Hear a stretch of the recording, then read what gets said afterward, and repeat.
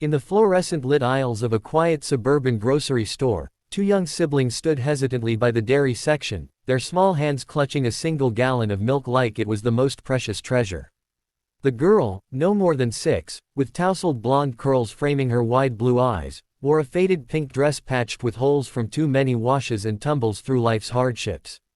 Her brother, perhaps 8, sported a gray t-shirt riddled with rips and jeans that hung loose on his slender frame, his shaggy brown hair falling into eyes that held a mix of determination and quiet despair. They were orphans, left to navigate the world after a tragic car accident claimed their parents just months before, now under the reluctant care of a distant aunt who could barely keep food on the table. The children had scraped together a few crumpled dollar bills from odd chores, washing neighbors' cars, collecting bottles for recycling, but it wasn't enough for the milk they so desperately needed to stretch their meager meals. As they stared at the price tag, whispering calculations under their breath, the weight of their situation pressed down like the heavy cartwheels rumbling nearby. Little did they know, fate had rolled in on the growl of motorcycle engines, pulling up outside in a thunderous arrival that turned heads from the checkout lines. The bikers, members of a local chapter of a motorcycle club known more for their leather vests and rumbling Harleys than for tenderness, had stopped for a routine supply run, beers, snacks, the usual pit stop on their way back from a charity ride. Clad in black bandanas, tattooed arms gleaming under the store lights, and coats emblazoned with skull motifs and club patches, they moved through the aisles like a pack of wolves in sheep's clothing, their presence commanding yet oddly non-threatening to the regular shoppers. Leading the group was Jax, a grizzled veteran in his late 40s with a salt and pepper beard, intricate tribal tattoos snaking up his neck, and eyes that had seen too many road-weary sunrises. He was the enforcer type, quick with a laugh or a fist, but beneath the tough exterior lay a heart softened by his own losses, a son taken too soon by illness, a reminder that life could rev engine fast and leave you in the dust. As they bantered about the best route home, Jax's gaze caught the two children frozen in the dairy aisle, their tiny forms dwarfed by the towering shelves of colorful cartons. Something in their stance, the way the girl protectively hugged the milk jug to her chest, the boy's defiant chin lift, tugged at a string long buried under layers of grease and gravel. Without a word, Jax nudged his buddy Chibs, a fellow rider with a scarred cheek and a perpetual smirk, and nodded toward the kids, the group's rowdy chatter fading into a respectful hush. Crouching down to their level, Jax's leather creaked softly as he balanced on his boot heels, his bandana slipping back to reveal worry lines etched deep from years of hard miles. "Hey there, little road warriors," he said, his voice a gravelly rumble tempered with unexpected gentleness, like thunder rolling distant over a calm sea. The girl blinked up at him, her grip tightening on the jug, while her brother stepped slightly forward, eyes narrowing in wary assessment. "What's the story with the milk? You two planning a midnight picnic or something?" Jax asked, flashing a crooked smile that crinkled the corners of his eyes. The children exchanged a glance, a silent pact forged in sibling solidarity, before the boy cleared his throat and spoke up, his voice steady despite the quiver in his small hands. "It's for supper, mister. We got some bread at home, but without milk, it's just dry." The girl's nod was emphatic, her curls bouncing as she added softly, "And for breakfast too. We share it careful so it lasts." Jax's throat tightened at the practicality in their tones, so adult in such fragile frames, and he glanced at the meager bills peeking from the boy's pocket, 5s and 1s, worn thin from handling. The other bikers had gathered loosely behind, their towering figures casting long shadows, but they hung back, sensing the gravity unfolding like a slow-burning fuse. As the conversation deepened, the girl's eyes welled with unshed tears, not from fear but from the raw honesty spilling out in her next words. "We don't have enough today. Auntie's sick again, and the money from chores, it went for lights last week."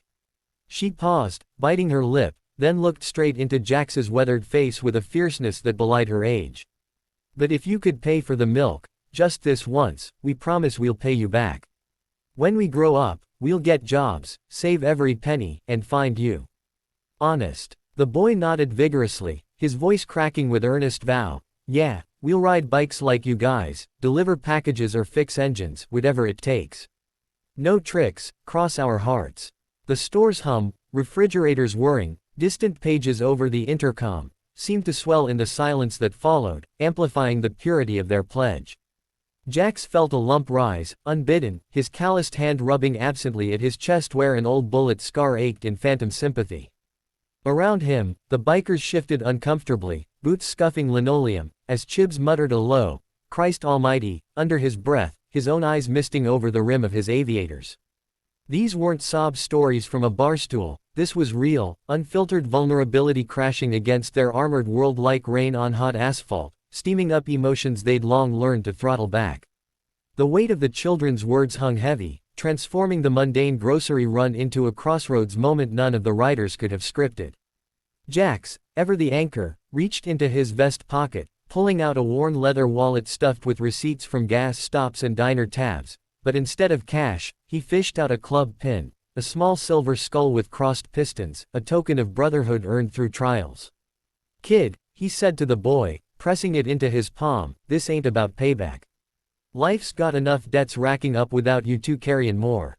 Turning to the girl, he gently pried the milk jug from her arms, standing to hail the nearest cashier with a wave that brooked no argument. "We're coverin' this, and throw in some bread, cereal, whatever these champs need for a week." The cashier, a middle-aged woman with a name tag reading, Doris, nodded knowingly, her smile warm as she rang up extras, peanut butter, fruit cups, even a pack of cookies for, just because. Back in the aisle, the other bikers, hulking figures with beards and ink, began to unload their own contributions, piling the cart high with canned goods, fresh veggies, and frozen pizzas, their gruff voices masking the emotion choking their throats. One, a burly guy named Tig with a mohawk faded to silver, knelt to tie the girl's shoelace, murmuring, "Tough little angels, you are. Club's got your back now." Tears, uncharacteristic and unstoppable, began to trace salty paths down Jax's cheeks, hidden partially by his beard but betrayed by the hitch in his breath. He'd faced down bar brawls, highway standoffs, and the cold finality of eulogies, but nothing pierced like the innocence of these orphans' offer, a vow of reciprocity from souls already scarred by loss. Chibs clapped a heavy hand on his shoulder, his Scottish brogue thick with feeling. "Aye, brother, they've got spirit fiercer than our lot on a full-throttle run." The group formed a loose circle around the children, their vests a patchwork of stories told in thread and emblem, as the boy clutched the pin like a talisman, whispering thanks that echoed louder than any engine roar. Doris wheeled the overflowing cart to the front, the total climbing past $200, but the bikers swiped cards and tossed bills without flinching, turning the transaction into a ritual of redemption. Shoppers paused, phones slipping from pockets to capture the scene, not for virality, but for the quiet awe of witnessing hardened men unravel at the seams of human kindness. The girl, spotting Jax's glistening eyes, reached up with a sticky hand to wipe his cheek, her touch feather light. "Don't be sad, Mr. Biker. We're gonna be okay now. You made us believe that." Word of the encounter spread like wildfire through the store's grapevine, drawing curious glances and soft applause as the bikers escorted the siblings to a waiting van borrowed from the aunt's neighbor. Jax lifted the grocery bags into the back with ease, his muscles honed from wrenching on bikes under desert suns, while Tig regaled the kids with exaggerated tales of road adventures, ghost towns and midnight chases, to coax smiles from their solemn faces. One time, he boomed, flexing a tattooed bicep depicting a snarling panther, "We outran a twister on the plains. Wind howlin' like banshees, but we held the line." The boy laughed, a genuine bubble of sound that lit the parking lot like dawn breaking, and even the girl giggled, hugging her milk jug anew as if it symbolized more than sustenance. Chibs, ever the storyteller, slipped them each a club card with a hotline number scrawled on the back, for when you need a ride, or just a yarn spun round a campfire. As the van door slid shut, Jax lingered, crouching once more to level with the children. "Remember, payback's in the livin', grow strong, chase dreams, and if you ever strap on a helmet, look us up. Sons of Anarchy don't forget their own." The engine sputtered to life, carrying the orphans home laden with provisions and possibility, leaving the bikers in a haze of exhaust and introspection. Back on their bikes, the rumble of revving engines masked the sniffles and throat clearing as the group peeled out of the lot, the grocery store shrinking in rearview mirrors like a chapter closing too soon. Jax led the pack, wind-whipping his bandana as tears dried sticky on his skin, the road ahead blurring through a veil of revisited grief. His mind replayed the girl's promise, a echo of his own youthful oaths to a father lost to the bottle and bad choices, vows unkept, but no less fervent. Chibs rode shotgun in formation, signaling pulls over at diners where the story spilled out over coffee refills, drawing nods from waitresses who'd heard darker tales but cherished this light.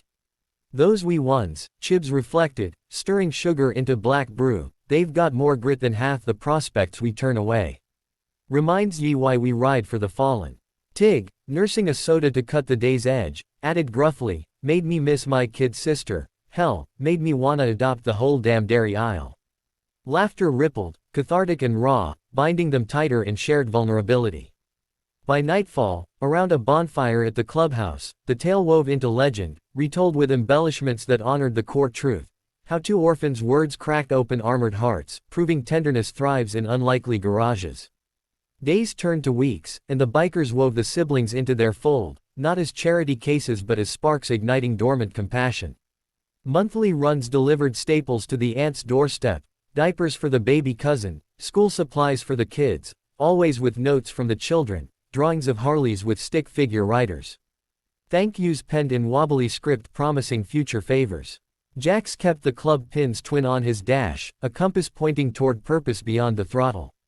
The boy, inspired, started a paper route on a borrowed bike, saving toward his first real set of wheels, while the girl dreamed aloud of becoming a vet for stray dogs, her stories shared during club picnics where leather mingled with crayons. Chibs mentored from afar, mailing books on mechanics and myths, fostering minds as keenly as he'd tuned engines. Even Tig, the wild card, toned down barroom antics, channeling energy into toy drives that echoed the grocery epiphany. The community buzzed with the viral whisper of the story, not through screens but face to face, a ripple of goodwill from aisles to avenues. In quiet moments, Jax would trace his tattoos, each line a map of mended fractures, grateful for words that wept open wounds to heal.